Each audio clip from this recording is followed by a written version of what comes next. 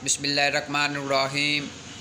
अस्सलाम वालेकुम नाजरीन, मैं आपका मेज़बान चौधरी सबर शराज। इस टाइम की वीडियो दसी गोश्त की दुकान दसी नाजरीन की गुज़श्ता कुछ दिनों तो कसाब की दुकान पर हड़ताल सी, महंगा गोश्त दी रहे इंतजामिया ने जरा फिक्स रेट 10 छोटे गोश्त ना 850, जरा मोटा गोश्त 450 नो।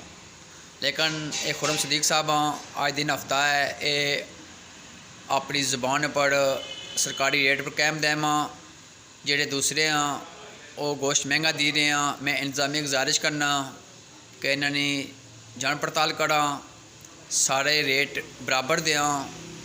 खुरम सदीक की मैं सल्यूट पेश करना जिन्हें सरकारी रेट पर दिता है, कानूनी पाबंदी की है, कानूनी पसदारी की है। अल्लाह ताला ऐसी रोज़ी बरकत फरमाए, आमीन सुम आमीन।